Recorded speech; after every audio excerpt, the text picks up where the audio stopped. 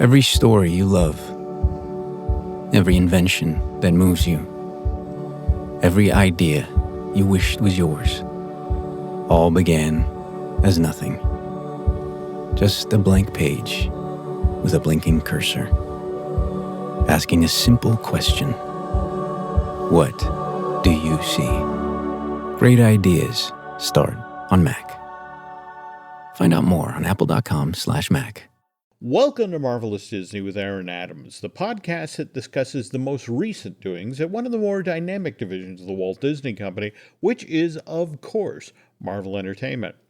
This is entertainment writer Jim Hill, and my co-host, the amazing Aaron Adams, and I are recording this week's episode on Thursday, August 9th, 2023. Now, that is late in the week for us folks, so this is going to be a quick show, Reader's Digest, if you will, of this week's Marvel-related news. And Aaron, I seem to be really dating myself here. Would Cliff Notes version, would that have been better, or am I now basically the oldest man podcasting on the planet? No, I feel bad now because I understand both the Reader's Digest version as well as Cliff Notes. So if I couldn't have understood one of those, I could laugh and point and go, ha ha, old man. But that finger's pointed at me right now. Okay. Old man. Oh. All right. Well, I will save us both rockers out on the porch. Okay, sounds good. Before we get started here with the news portion of the show, folks, I want to remind you that the news portion of Marvelous Disney is brought to you by Touring Plan's own travel agency. Yes, they have one. And if you're looking for help when it comes to booking your very next trip to Walt Disney World, these obviously knowledgeable folks can help. They'll even toss in a free subscription to Touring Plans with every package you book. So, before your very next trip to Florida, please check them out at touringplans.com/travel. Okay, when this show drops, folks, it will be 3 weeks and 4 days out from Labor Day 2023, which will be held this year on September 4th. And just in case you're wondering, Labor Day was created by the labor movement back in the late 19th century and officially became a federal holiday back in 1894. And I bring this up, Aaron, because I think you earlier in the week pointed toward this unionization effort at Marvel Studios. 50 workers there have signed authorization cards asking that they be represented by the International Alliance of Theatrical Stage Employees, or the IATSE. Was that the visual effects workers? Yep. One? Mm-hmm. Okay, yes. And what better timing to do it? You know, I mean, you've got the writers on strike, you've got the actors on strike, join the group, make it stronger. You know, with your own strike, the more voices that you have, the easier you can be heard. Mm-hmm. And if you think, what if they waited too late and all of a sudden the writers make a deal and the actors make a deal and then they go, okay, everybody back to work. And then the VFX people are like, not so fast. Mm-hmm. Then they would get villainized, because they'd be holding up that train that everyone wants to get back on the road, on the track again of making movies. You know, I had not thought about that. That is an interesting point.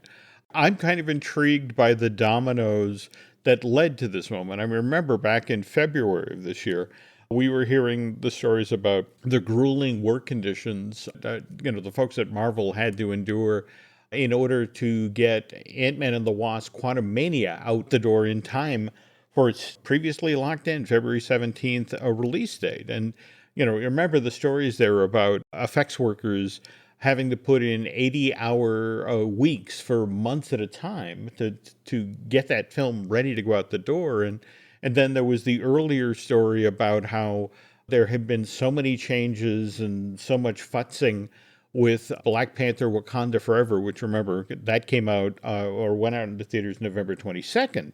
Of last year. And that's what ultimately threw Quantumania behind schedule, because they had to throw all those bodies at getting Wakanda Forever done, that then Quantumania was brought up short. And so this effort, these 50 plus people signing those authorization cards, this comes on the heels of, did you see the story just this past weekend about what Seth Rogen did in regard to the folks who were working on Teenage Mutant Ninja Turtles Mutant Mayhem? No, did not. What did he do? Well, this is kind of burying the needle in the exact opposite direction. It was Jeff Lowe, who's the director of Mutant Mayhem, who shared this story with Vulture. And evidently, Rogan went to him as they were getting ready to produce this, animated Teenage Mutant Ninja Turtle movie, and basically shared, look, when you're working on a live action film, sometimes you're on set for 40 days in a row, and it is exhausting. Whereas on an animated film, you can multiply that by months. And Seth wanted the folks who were working on Mutant Mayhem to have a good work-life balance. So he insisted the people who worked on this project could get time away, that working on this film wouldn't become their entire life. And so Jeff goes on to say, so I really took what Seth said to heart and made sure that when we were making Mutant Mayhem, that we did this ethically, that we talked with the animators who were working on this movie and asked them about the schedule that suited them best. And some wanted to only come in 3 days a week. Others asked if they could work remotely. And we did what we could to accommodate them. And that's kind of refreshing to hear, don't you think? Oh, absolutely. It's nice to have someone, well, especially like if you're in the system yourself, like Seth is. He's an actor. He's a writer, a producer. He's seen all the different angles of making the product, as we'd like to say. And so to have empathy for those around you going, boy, I certainly wouldn't want to be put through the ringer like that. Let's not put those people through the ringer like I would like to not be put through the ringer. I know it speaks volumes to the ethic of character. Well, and it's so interesting you bring up empathy, because let's recall how just last month when Disney CEO Bob Iger was up in Idaho for the Allen and Company Sun Valley Conference and sat down with CNBC and what's the polite way of saying this? Said the quiet part out loud. Here's some of the things that Mr. Iger said at that time, that the writers and the actors have a level of expectation when it comes to the strike that's just not realistic. And that by staging this job action, when the entertainment industry really has not come all the way back, especially in regard to its recovery from COVID, that it's still a work in progress. This is very disruptive. and I don't need to remind you what folks like Clark Gregg or Tatiana Maslany said, that they kind of came out very strong against Disney CEO. And Bob evidently has gotten the message. So Oh, really? Oh, good. Yeah, just yesterday, Disney had its most recent quarterly earnings call, and at that time, Mr. Iger was quoted as saying, "Nothing is more important to the Walt Disney Company than its relationships with the creative community. That includes actors, writers, animators, directors, and producers. I have deep respect and appreciation for all those who are vital to the extraordinary creative engine that drives this company and our industry. It is my fervent hope that we quickly find solutions to the problems that have kept us apart these past few months. And I am personally committed to working to achieve that result." All right, so for all of the writers and actors on strike and all that, let me just show you or share with you one of Aaron's old school recipes. And I mean old school, this is back when I was in broadcasting school and I had like 75 cents for all of dinner. You start off with your 12-cent pack of ramen noodles. This was back in the 1990s, okay? Yep. You boil those up, throw out the flavor sauce. You don't need that. And then a good old-fashioned of Campbell's Italian tomato soup dumped over top of it as if it were spaghetti sauce. Jim, I swore I'd never go back to those days, but there were many times where you had less than $1 and you had to make do.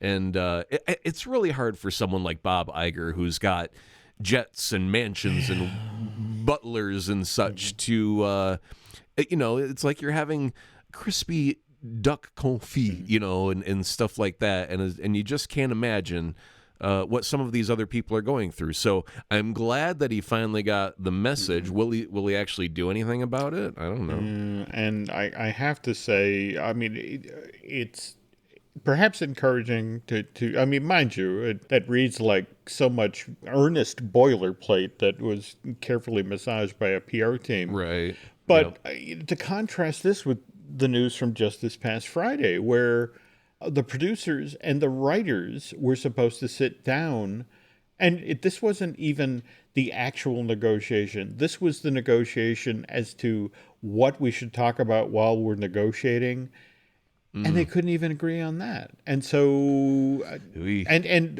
we are now 100 days into the writers' strike, and the fact that they walked away from that, and basically both parties said we have no plans to resume negotiation, and it's just sort of that's just so disheartening. Well, I mean, at some point, this is all going to start to collapse upon itself, because if you're not making content, what are all the networks going to be putting out in the near future? How are you going to lure advertisers if you don't have anything worth a damn? And also, compare, I think what may have triggered Bob Iger's sudden level of compassion was when the story about David Zaslav bragging about how Warner Brothers saved like $100 million by not having to pay people because of this wonderful, glorious strike. And it's like, well, yeah, great, you saved $100 million, but what are you going to be able to make? Not save, but make when you have no content. And that's a problem. And to sort of expand on that, what's kind of interesting is that a number of studios have reached out to people that they have long existing deals with, and it basically, keying off of what you just mentioned there, it's like, well, I know we have a first look deal with you Mr. Writer, producer, whatever, but we're not producing anything. So, we're going to cancel our first look deal with you. And again, from a bookkeeping standpoint, to the effect of, this is how we will reduce our overall costs over the strike. And what's interesting is that a number of folks I've chatted with, it's like, and the folks who are in the studio are kind of gleeful that they can use this for cover to effectively shut down deals with creatives that haven't been as productive as they had thought they would be. I'm wondering if something in the near future could happen like back in the day when Image Comics was created. Because at that time, it was a lot of artists and writers who weren't getting the credit for the hard work that they put in. And I can't remember who the founder was, but I swear that Todd McFarlane was in there in the earliest of days. But the idea was, you're the one that created it, you should take the lion's share of it. You did all of this work. We're just the company that's giving you the pen and the papers and publishing it. So we'll take a smaller cut, but we're going to put our artists and our writers and our creators first. I don't know how well Image Comics is doing compared to Marvel and DC and all that, today. And obviously movie making is a much more risky business because you've got to invest, tens of millions, if not hundreds of millions sometimes. And then there's no guarantee that you're going to make that money back. So I don't see like a studio who says, yeah, let's give it all to the artists because we like the artists. But there's got to be someone who says, hey, I've created a place that's not going to screw everybody over. Would you like to come work here? And just have a shift. It's so interesting you mentioned Image Comics. I've just, while you were chatting, hit Google, and it looks like the starting members of it, you're right, Todd McFarlane, Rob Liefeld, and Jim Lee. Yep. And this was 91 or thereabouts. All incredibly talented individuals, and I think Jim Lee was like heading up DC for a little while afterwards. So it's like they're really good in their industry, and I want to see like, Spielberg did it with SKG already, where he had his shingle or whatever, but you need someone who's a creative and has a load of money to back the idea and say, I'm going to risk it to try and make a change in the world, because you can't do it unless you have money, and you also can't do it unless you have talent to actually make something worth watching. it can't be a bunch of C-list nobodies who've never done anything. They're not going to make it. So you need the talent, the brains, and the money to just say, you know what, let's put it all on the craps table and see if we can break Hollywood and win the casino, so to speak. I mean, it just...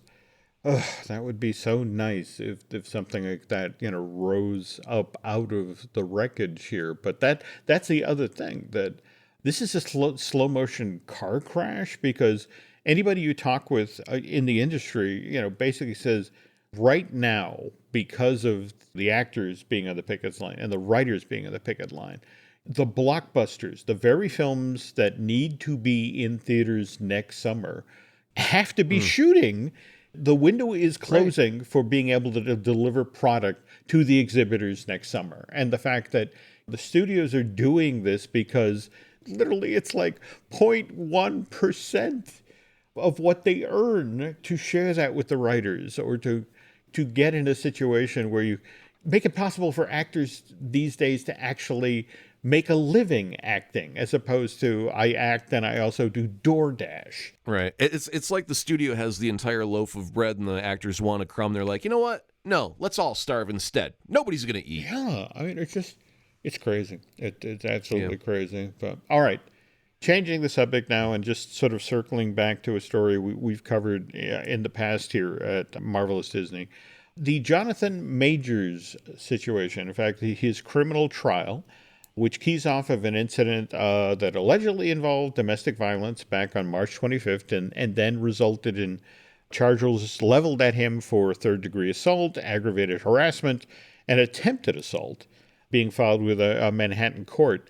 That trial, Aaron, was supposed to have begun late last week on August 3rd, but it wound up being pushed back to September 6th. And Priya Chaudhry, who's representing Majors, expressed her client's frustration with this delay, which reportedly occurred because the prosecutors have told the judge they need more time to go through the discovery process. And here's what Priya said to the press, that Jonathan Majors has been waiting for 132 days now to clear his name of these false allegations, while the NYPD waits to arrest his accuser upon her New York return.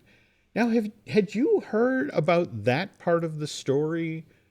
No, what are they waiting to arrest her for? Well, again, the woman in question, Grace Jabari, is Major's ex-girlfriend, and I'm kind of intrigued about this myself. They're being kind of tight-mouthed as to why she would be arrested once she gets back to the city. You can be arrested for making false charges, right? You can. Now, what's kind of interesting is that Chaudhry actually used language to that effect, that these false allegations. Now, okay, so let's kind of separate certain items here. This is in no way saying that anybody is innocent or guilty of anything. There we go. But if we were to look at just one incident, let's say 10 events happened that one night. They were in a cab, they argued, someone, may have swung or hit or whatever. And then they went to a club and another thing happened, and then they went to the hotel later that night and another thing happened. Okay, so there's 3 different events. Well, what if one of the 3 events had 30 witnesses, and those 30 witnesses said that never happened that way? And the other things could have happened, and Jonathan Majors could have been very horrible in those moments. But that one that may have had witnesses that will testify against that could lead to someone having a false charges pressed against them because they've got enough witnesses to do that. Beyond that, I mean, we had read a story earlier that Jonathan Majors had to have like a person of the hotel open a room that was locked, and she was found passed out inside. Usually if you're passed out, you're either, high or drunk, or, I mean, if she were beaten, usually he would have to be on the other side of that door for that to happen, not you locking yourself in a room, solitarily. So there's some hinkiness in all of the stories.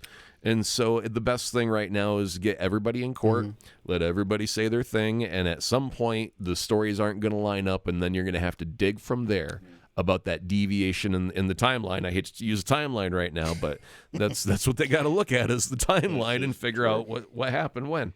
Oh, it's so interesting that you use the phrase "what happened when," because we're going to pivot now to talking once again about Secret Invasion, Marvel Studios' latest limited series for Disney Plus, which just wrapped up late last month. And Screen Rant recently posted an interview with Ali Salim, the writer-director of Secret Invasion, and he expanded a bit on the story notes that he had been given by Marvel Studios management out ahead of writing the script for this 6-installment limited series. And again, what Screen Rant pinned him down on was how Secret Invasion was supposed to help set up the Marvels, as well as the new, now movie rather than limited series version of Armor Wars. And here's the quote. I was given some requirements. When Secret Invasion ended, Nick Fury needed to be back up in space. And I then had to make sure that Rhodey's legs didn't work out ahead of the start of Armor Wars, which that I got to tell you, Aaron, that bums me out. I mean, to my way of thinking, that means that Marvel Studios now being very unambiguous about when, when human Rhodey was swapped out for Skull Rhodey. I mean, if they're gonna now make a big deal that Rhodey is unable to walk, that then means he got grabbed sometime actually before the end of Captain America Civil War. Because remember, at the very end of that movie, there's this scene in that Russo Brothers film where Tony Stark gifts Rhodey with some exoskeletal leg braces. In fact, isn't that the same scene where I have a package here for Tony Stank? Well, here's the thing is that before that event in the movie, you see Rhodey going into like a CAT scan machine or something, the big tube they put you on the bed and they slide you into it and scan all that. Well, that's when he's wearing his medical gown. And when we see him being retrieved, he's still in a medical gown. So that's where the swap would have to happen. And you're right. That would mean that when he gets the legs, that's not that's a Skrull pretending they can't walk. Now, here we go. You know why this is actually a good thing? Please, find a good thing. Instant empathy for our hero in the next series. As soon as that screen rolls, you're like, oh, you poor guy. You didn't even know about Tony. You're probably going to find out, and oh, God, it's going to hurt. Oh, my God, poor Rhodey. I feel so bad for you. Instant empathy is what you get there out of that. No, and you're not wrong. That's an excellent point. But at the same time, this still does not make me happy. I mean, if you think about this, takes the wind out of Rhodey's actions in Infinity War, Endgame, not to mention Falcon and the Winter Soldier. I will say this much. I am still holding out hope that Armor Wars has in some way a what really happened to Rhodey component. Because there's a part of me holding out hope that this is wrong. There's got to be folks at Marvel. In fact, I was asking about this. Are you guys paying attention to what's being said in the community? And it was just sort of, we pay attention to everything. And so it's just sort of, we're monitoring it. And if it becomes a thing, we'll see. But as of right now, it sort of looks like, okay, it's doing what it's supposed to. It's making people already artificially interested in Armor Wars. Not so much the Marvels. That's actually kind of concerning the folks at Marvel right now. The whole notion that coming out of this Nick Fury-centric story, there is no additional heat. There is no additional excitement for the Marvels come November. It's just sort of like, yeah. No, I wouldn't call it additional heat because of Secret Invasion. I don't have, Secret Invasion for me fell rather flat. And therefore, there is no possible way that it could add to anything else in the MCU, right? It would have to be liquid fire in order for it to lend heat to another thing. And since it was lukewarm at best, there's just not enough heat for it. But when I did see the trailer for the Marvels, it was much better than I had ever anticipated it being. And I do have very high expectations for it, and it looks like a lot of fun. So my enthusiasm is higher than I expected, even though Secret Invasion didn't do anything to help that. Oh, before I forget, you had mentioned something you had just seen that folks who are anticipating the Marvels who are cat enthusiasts might want to seek out. Yeah, Total Film magazine. Do you know what those are? Apparently they're made out of paper. Yeah. I tried swiping one with my finger and it wouldn't change the picture, and my wife said, no, you have to pinch on it and then actually lift and turn, and it's a really weird experience for the youngsters. But anyway, it's made of paper, Okay.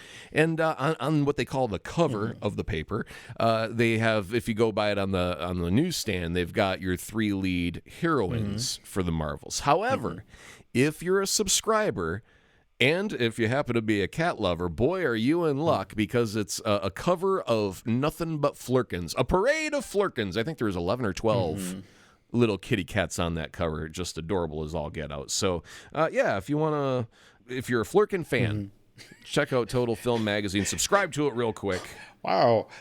That's a phrase you have to be really careful saying. Okay, and Flirkin fan. Flirkin fan, that's right. And speaking of Fs, when we get back from this break, we're going to talk a bit about Fantastic Four. This episode is brought to you by Nespresso. Gift magical mornings with Nespresso Virtuo Pop. Compact and stylish, Virtuo Pop is made to meet every morning coffee craving. From espresso to coffee, hot or iced, at the click of a button. And celebrate the season with Nespresso's limited edition coffee flavors. Sweet almond and hibiscus, cinnamon and candied tamarind, and festive double espresso. Magic in the making. Shop the holiday gift collection exclusively at Nespresso.com. All right, listen up, nacho chips. Quiet down, crispy potatoes. This is the moment Velveeta's been preparing you for, and you're not about to crack under pressure. Today's the day to go all in on the drip.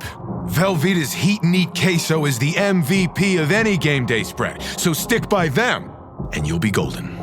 Now get out there and make delicious history. No tailgate party is complete without Velveeta. This episode is brought to you by Indeed. When your computer breaks, you don't wait for it to magically start working again. You fix the problem. So why wait to hire the people your company desperately needs? Use Indeed's sponsored jobs to hire top talent fast. And even better, you only pay for results. There's no need to wait. Speed up your hiring with a $75 sponsored job credit at Indeed.com/podcast. Terms and conditions apply.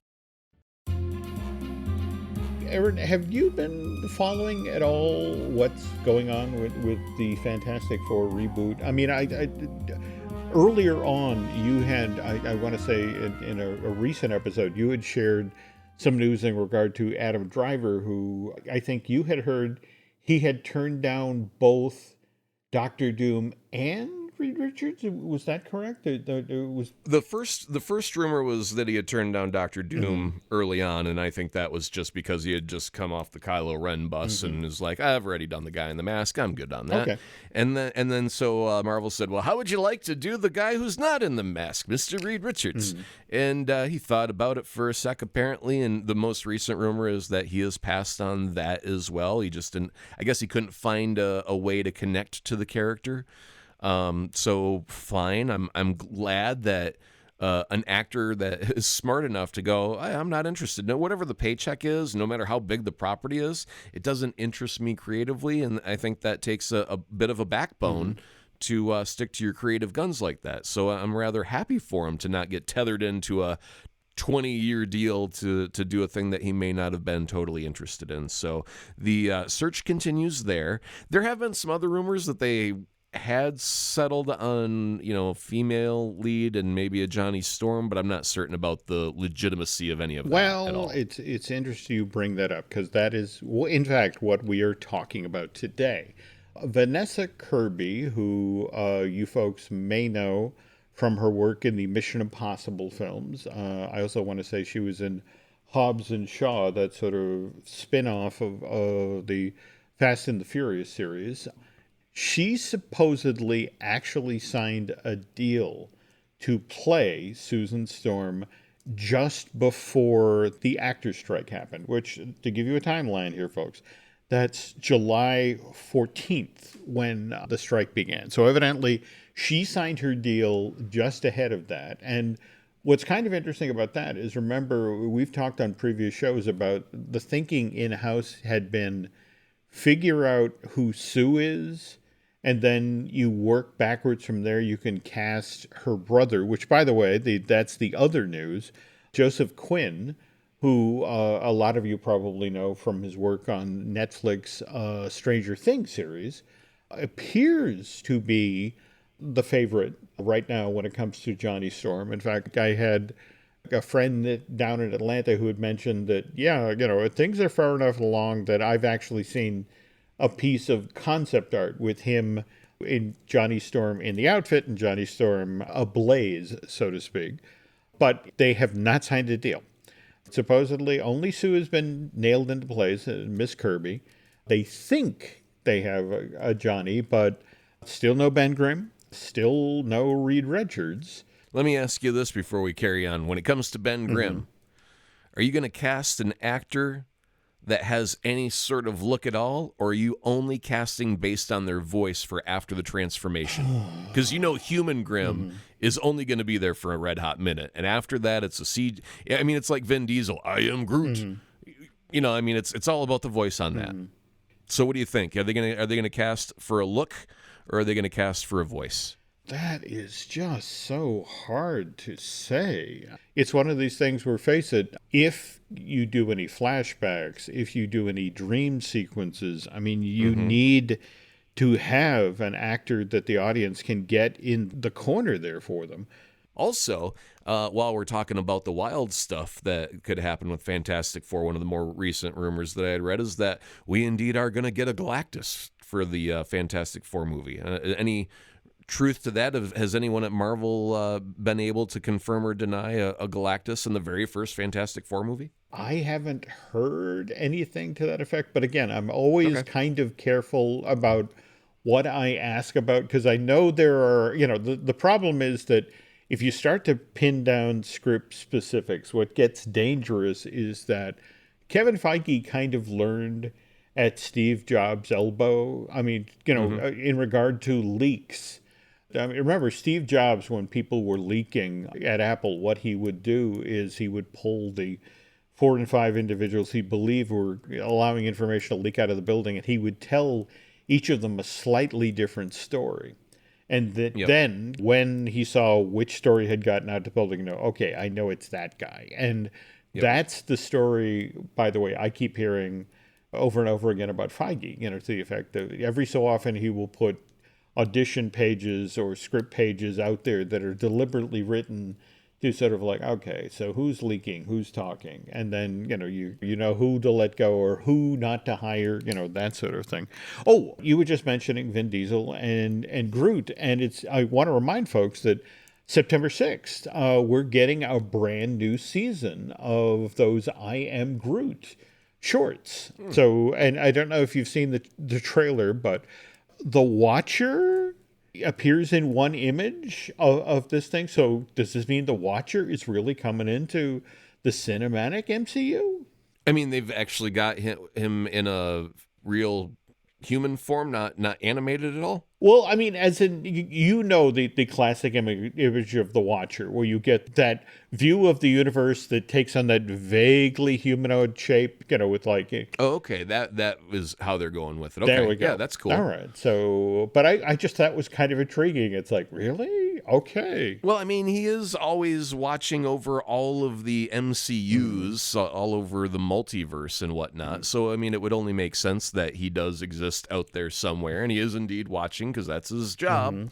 So, I mean, this would just be our first glimpse of that, but I'm eager to see it.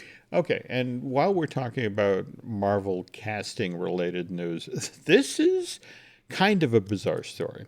Madam Web, the Sony film, which just in the past couple of weeks, we learned that Sony is moving up its release date from February 16th to February 14th.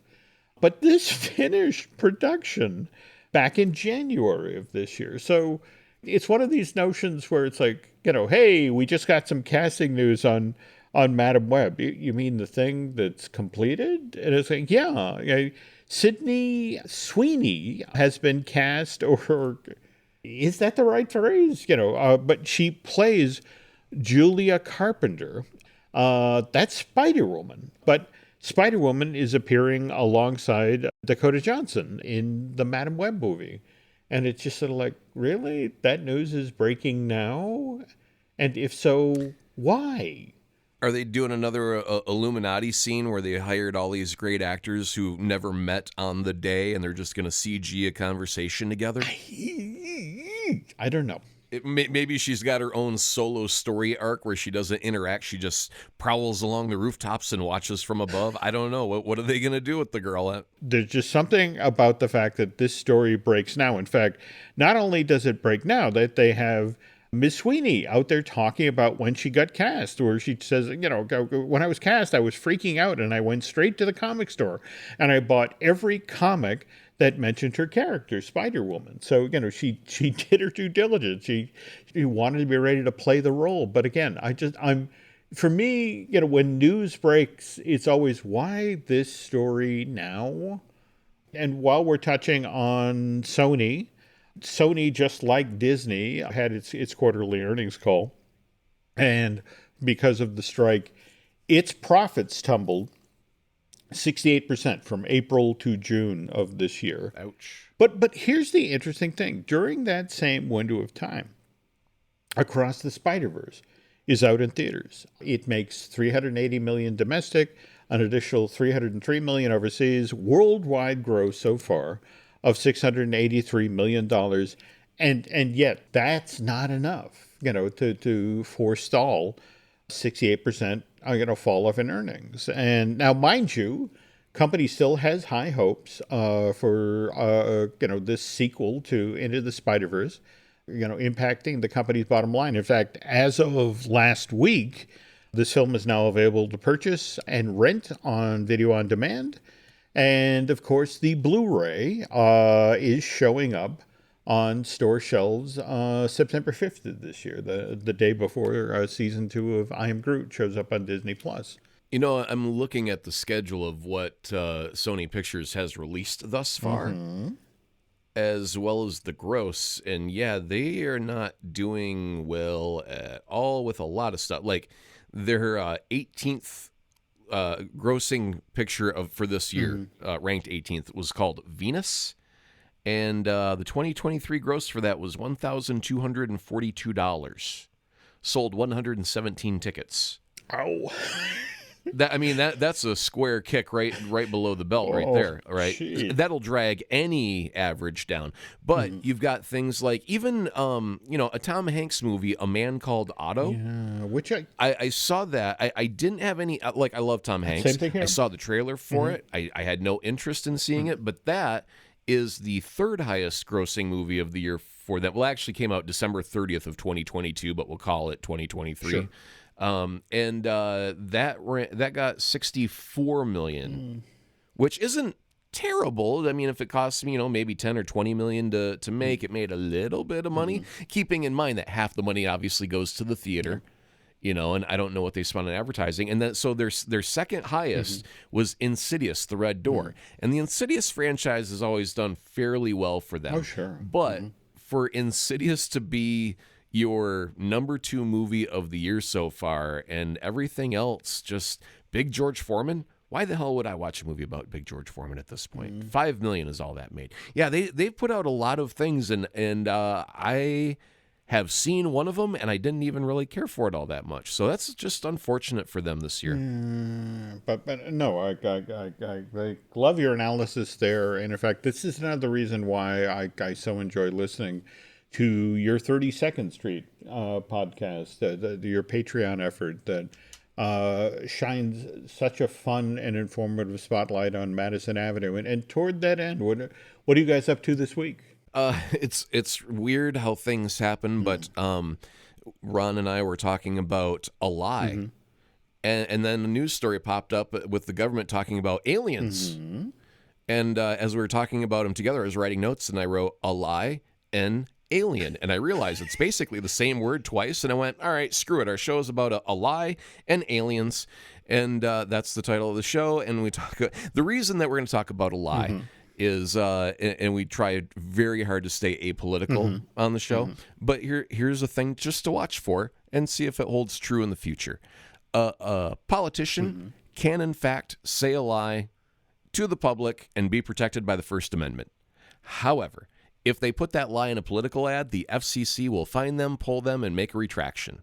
So, if you think a politician is lying during the times they're out on the campaign trail, take note of that, and then wait until their actual ad comes up during political season. And if that factoid is not in their commercial, chances are they know they've been lying this whole time, because you just can't put it in a political ad. There's laws against that, and freedom of speech, First Amendment, does not cover that sort of thing. So that's one way to look out for things. Again, this is why you listen to the 32nd Street podcast, or you should. And apparently also aliens exist, according to some people. We talk about that as well, but that's not the big deal. Okay, well, there you go.